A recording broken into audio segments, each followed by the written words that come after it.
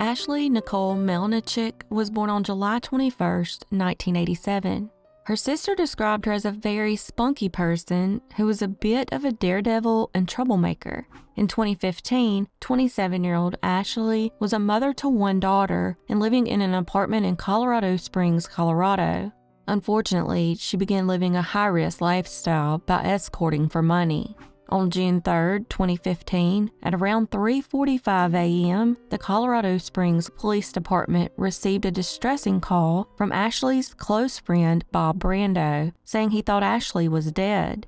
When police arrived at Ashley's apartment, they found her lying on her bedroom floor with a plastic bag and packing tape wrapped around her head and neck. She had sadly been stabbed to death, and the knife, along with a receipt from Home Goods, was found nearby.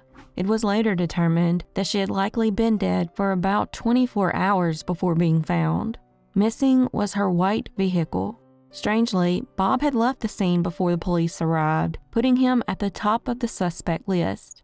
He would show back up and explain that he left because he was scared and nervous after finding her body. He was then taken to the station for questioning. He said that he and Ashley were extremely close friends and that he had come by to check on her on June 2nd after she had failed to answer his calls. However, when he arrived and knocked, a person who identified himself as JP came to the door and said Ashley wasn't home. So he returned to his car and tried calling Ashley a few more times. He then waited in his car until he saw JP leave. He returned the next day, on June 3rd, and forced his way into her apartment and discovered her body. He was then asked about her former boyfriends and told them about a soldier by the name of Tyler who was stationed at Fort Carson. However, when they tried to contact Fort Carson, they were unable to find anyone named Tyler. Even though they were skeptical of Bob's story, he was free to go but remained a person of interest. Investigators then learned that Ashley had been married to a guy named Jason with whom she had a daughter with, and after their divorce, he got full custody of the child. However, he was ruled out as a suspect. Investigators then turned to the Home Goods receipt and obtained the surveillance footage from the store. In it, they saw Ashley with an unknown man who later identified himself as Justin Braun after seeing a news report about Ashley's murder. He told investigators he had helped Ashley move in on May 21st and had gone to Home Goods with her. Just like Jason, he was ruled out as a suspect. Police then got a call that Ashley's missing white vehicle had been found and was being driven by a couple of petty criminals named Tom and Stephanie. After being arrested, they claimed the car was given to them by a stranger. Investigators were immediately skeptical until they said the name of the man who gave them the car. That man's name was JP, the same name given to them by Bob. Investigators were able to track down JP and learned that his full name was Jonathan Paul Nelson, and he had been dishonorably discharged from the Marines 2 years earlier after allegedly assaulting a woman with a sledgehammer. They showed a photo of Jonathan to the couple driving the car and to Ashley's friend, and all three identified him as JP. The police were shocked when a neighbor from the apartment complex called and reported that JP had shown back up carrying a duffel bag. When officers arrived, they spotted him running through an alley. He then jumped in his car and a police chase ensued, which ended after JP crashed. When they looked inside the duffel bag, they found a tarp, a machete, carpet cleaner, brushes, and utility gloves. When questioned about Ashley's murder, JP claimed he hadn't heard from Ashley and went to check on her. He also denied being at her apartment on June 1st. After that, he lawyered up and was subsequently arrested and charged with her murder. On June 30th, 2015, investigators received a call from an inmate saying that JP had confessed to stabbing Ashley. He also said that JP didn't act alone, and another man named Ponyboy was also involved. Around the same time, they found the ex that Bob was talking about. His name was Joseph Tyler Kempsey, and he went by his middle name. It turned out Bob was right. She had been dating a man by the name of Tyler who was stationed at Fort Carson, but according to the Army, he was AWOL. When he was brought in for questioning, they asked him if he knew who Ponyboy was, and he responded, "That's me." Investigators then discovered that Ashley had filed several domestic violence reports against him. He was then arrested on June 30th for 7 warrants involving fraud, vehicle theft, drugs, and multiple traffic violations. Just like JP, Tyler denied being involved in Ashley's murder and claimed he was driving to South Carolina around the time of the murder. It was discovered that JP and Tyler met in jail and came up with the idea to rob Ashley of the cash she kept in her apartment. She allegedly kept around $20,000 she made from escorting because her friend said she didn't trust banks. They also discovered a recorded phone call made from JP, who was released on bond in May, to Tyler, who was still in jail. During that phone call, JP says, "I will make sure I effing get her." At some point, JP texted her, asking if she wanted to hang out, but she said no. Tyler then had a female friend bail him out of jail. Once out, he also began texting Ashley, and they agreed to meet at her apartment. When he arrived, he had JP with him. Ashley let both men inside her apartment, where they began demanding she open her safe and give the money, but she refused, so they murdered her. Ashley fought back so hard that it took both pieces of shit to hold her down. At trial, Tyler put all the blame on JP and claimed he had never even been to her new apartment. However, DNA would prove otherwise. They also found cell phone records proving he wasn't in South Carolina as he originally said. Instead, both men's cell phones pinged near Ashley's apartment. They also found a receipt on him from a local fishing shop called Angler's Cove Fly Shop. Not to mention, multiple witnesses saw him in Colorado Springs on the day of the murder. They also found JP's bloody fingerprint on the plastic bag. During the trial, they showed that Tyler held a grudge against Ashley for being an escort and having their child aborted. In the end, both were convicted of first-degree murder and robbery and sentenced to life in prison without the possibility of parole.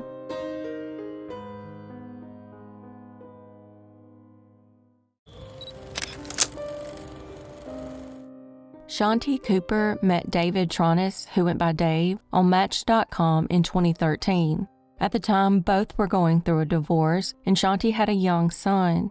Dave had told Shanti he was a millionaire who had inherited between $4 and $6 million from his father. He then moved from Minnesota to Orlando, Florida in April 2015 to be closer to her. He paid $600,000 in cash for a house on East Copeland Drive and put it in a trust in his mother's name.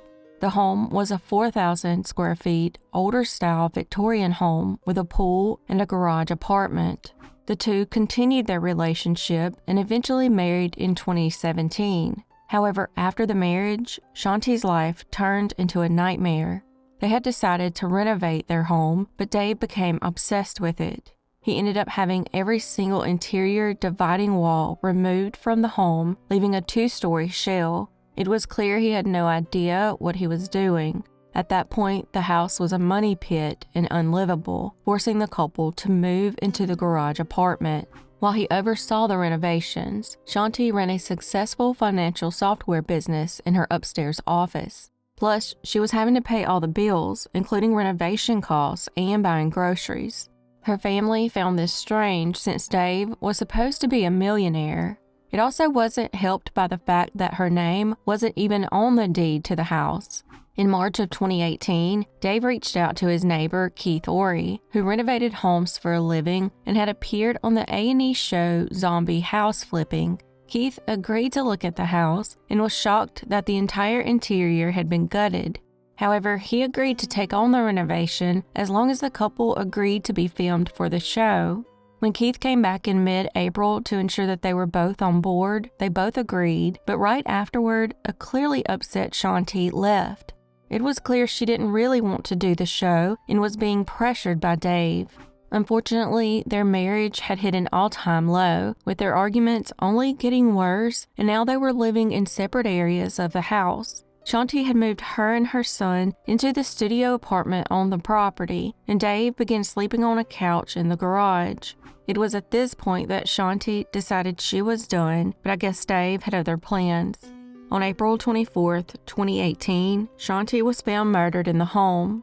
Dave claimed that he found her bloody body in the bathtub after spending the day cleaning and walking the dogs. He told investigators he believed she had slipped and fallen in the bathtub. He said after finding her, he pulled her from the tub, carried her into the bedroom, and placed her on a mattress pad. Strangely, when emergency responders arrived, they found both of them dry. It was later determined that Shanti had been beaten and strangled to death. Dave was immediately a suspect, and all his lies were about to come out. Not only was he not a millionaire, but there was never any inheritance. He had also been stepping outside the marriage by visiting bathhouses to have sex with random men. As investigators searched the home, they found blood on Shanti's bed. When Dave was confronted with this evidence, he said that someone must have broken into the house and murdered Shanti while he was out. Plus, her engagement ring was missing. Investigators spent 8 hours trying to get a confession from Dave, but he maintained his innocence. Because you heard the water and didn't hear her, you felt something was wrong? I went upstairs. I don't hear her talking on the phone, so I say hello. I don't hear anything back. I can hear water running.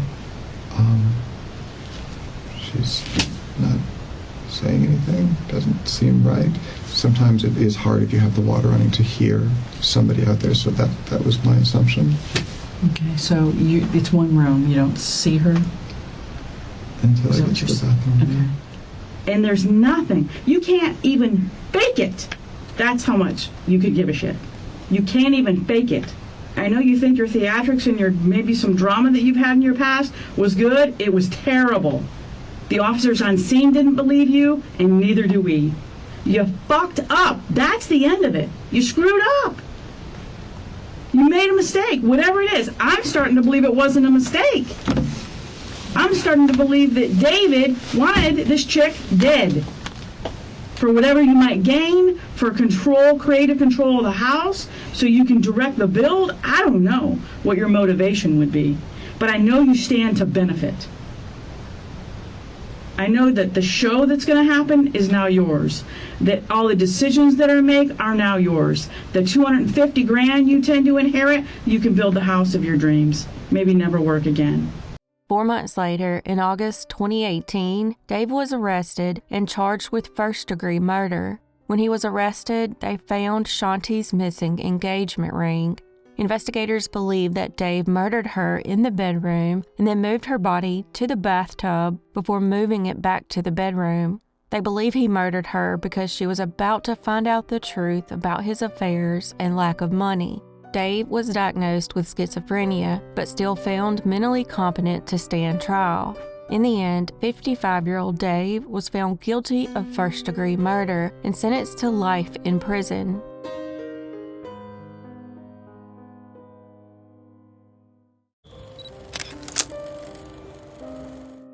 Mary Jane Croft was born in West Virginia on November 19, 1911, and quit school after completing the 8th grade.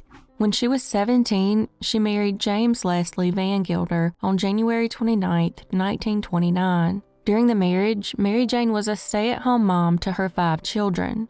They separated in 1943, and the children remained with James. She then moved into an apartment in Fairmont, West Virginia, and began working different jobs, including waitressing and clerical work. It's alleged that once she was back on her feet, she asked James to bring the children and move in with her, but he declined. At some point in late 1943 or early 1944, Mary Jane moved to Ohio. After moving, she maintained contact with her children through her oldest daughter, Anna, by mailing war bonds, letters, and clothes to them. On March 7, 1944, she got a job as a storekeeper at the Air Force Depot in Shelby, Ohio. By the end of May, she had been promoted to junior warehouseman. In February of the following year, she requested a transfer and reassignment to the high-lift fork operator position. That same year, she sent a letter to her children asking them to return the war bonds. A few weeks later, she strangely returned one of them. That was the last time her family ever heard from her again. For almost 80 years, her disappearance would remain a mystery. As time went on, her children and eventually her grandchildren continued searching for her. They sent DNA samples to various genealogy websites, but no results were ever returned. In October of 2018, Detective Adam Turner received a message from one of Mary Jane's granddaughters, Mindy Wilson. She was looking for information on her missing grandmother. When Turner began looking into the case, he found it was missing Mary's fingerprints and DNA and only had 2 photographs. He also found that her disappearance back in 1945 was barely looked into. As he continued his investigation, he discovered that her official date of disappearance was on March 8th, when she requested an immediate release from her job due to added household duties. Her final address she gave was a post office box in Willard, Ohio. That date is probably inaccurate because a former associate of hers reported seeing her a few weeks later. Mary Jane had filed for divorce on February 14, 1945, and in the divorce filing, she accused James of extreme cruelty and gross neglect of duty. James and Mary's children dispute this and say their father was not abusive at all. It's likely the attorney put this in there because it was more difficult to get a divorce at the time and they needed a good reason even if it was untrue. On November 23, 1945, back in West Virginia, James also filed for divorce. However, Mary Jane never responded to the petition either in person or through her attorney. On November 26, the West Virginia divorce was granted, with James getting full custody of the 5 children. On April 4, 1946, the divorce petition Mary Jane had filed in Ohio was dismissed because she failed to show up for court. The court costs were deducted from a sum of money she'd previously deposited with the court. James died in 1985, and the house he'd shared with Mary Jane burned down not long afterward. In 2005, a newspaper in Plymouth published a story about Mary's disappearance and asked anyone who remembered her to contact her family. A man who had been 13 years old in 1945 saw the article and wrote to Mary's children. The man said that his father and 2 older brothers had worked at the Air Force Depot at the same time as Mary Jane and that she was friends with his parents.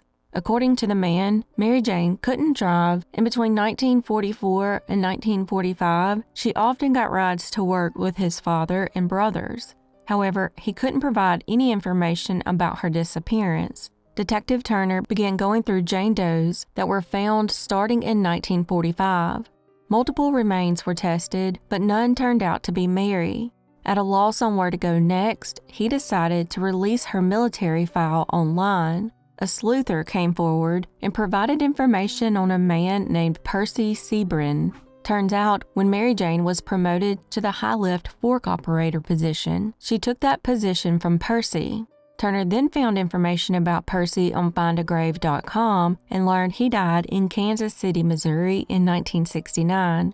It also showed that he was married to Mary Jane J. Sebrin, who was born on November 19, 1911, and died in 1990. Both were buried in Forest, Louisiana. The reason Mary Jane filed for divorce in February 1945 and quit her job a month later was that she and Percy were getting married. She quit her job so he could take it over. They eventually married and had 2 children together. Mary's death was from colon cancer at the age of 78. Mary's grandchildren from her marriage with Percy described her as the perfect grandmother. They said she loved to garden and her favorite flower was the hydrangea. They also said she loved sun tea and was a great cook. I have no clue why this was in a newspaper, but on August 12, 1965, they reported that Mr. and Mrs. John Cheney had Mr. and Mrs. Percy Sebrin of Pine Bluff over to their house. It's sad that she chose to cut all communication with her Vangilder children, and we may never know the reason why.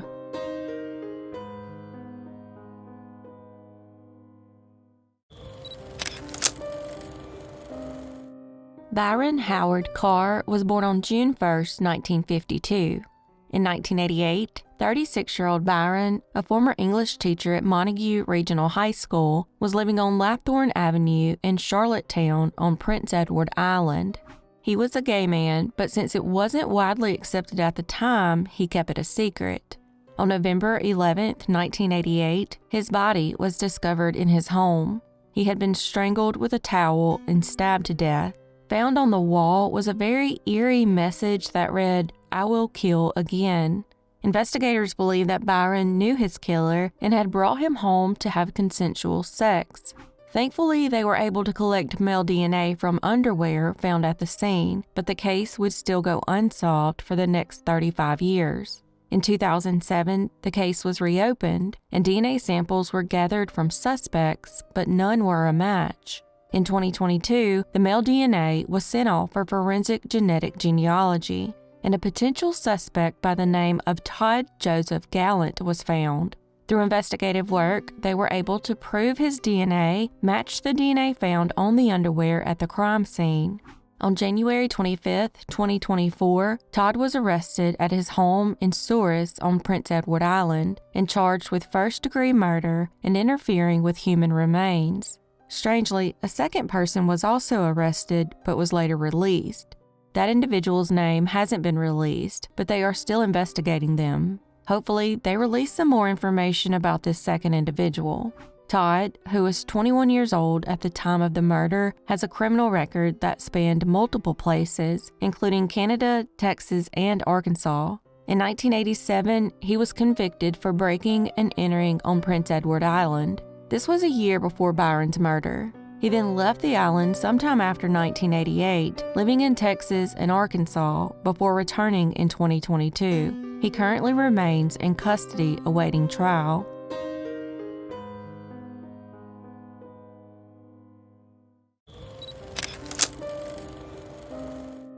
Roslin Lynn Kruse was a native of Minneapolis, Minnesota, born on January 25, 1970. When she was around 4 years old, her family moved outside of Tampa to Gibsonton, Florida. In 1993, 23-year-old Roslin was living in Tampa and working as a waitress. On November 1st, Roslin was seen getting into a vehicle with an unknown man. She and the man then traveled to a friend's home on Mike Drive. After that, she was never seen alive again. Later that day, at about 10:40 p.m., her body was discovered on East Bay Road in Gibsonton. She had sadly been strangled to death. The man who picked her up was later identified as Michael Rizzo, and he lived just 0.4 miles from where her body was discovered. This immediately put him at the top of the suspect list. While Michael claimed that he dropped her off alive and denied having anything to do with her murder, he agreed to a polygraph exam and failed. It looked like they had their guy, but when they interviewed his wife and girlfriend, they gave conflicting statements about the day, which police say complicated the investigation. Since they didn't have any physical evidence against Michael, he was released and never charged. In 2021, investigators obtained DNA from Michael's daughter to compare against DNA found on Roslin's body. The DNA was a match, but Michael, unfortunately, could not be arrested because he died on March 2, 2011.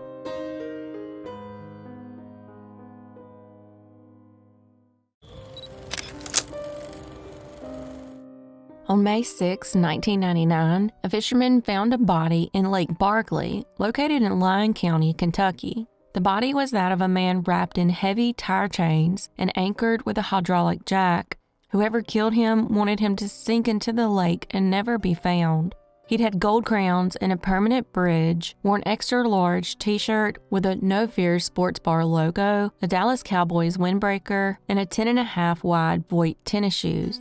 Unfortunately, they were unable to identify him using traditional investigative techniques, and he would remain unknown for the next 24 years. In 2016, the body was exhumed for further testing, including DNA technology, dental examinations, and other forensic testing, but still no matches were found. In 2023, the state police enlisted the help of NamUs and Othram, and through their testing efforts, a potential relative of the man was discovered. From there, investigators were able to identify the remains as Roger Dale Parham, a fugitive on the run from the FBI. 52-year-old Roger had been on the run from Arkansas following a sexual assault charge against a minor in 1999. He was out on bond, but failed to show up to court. It's believed he might have traveled to Mexico before ending up in the Kentucky lake. Investigators believe he was murdered, but that part of the case remains unsolved. Could a vigilante have murdered him after they found out why he was on the run?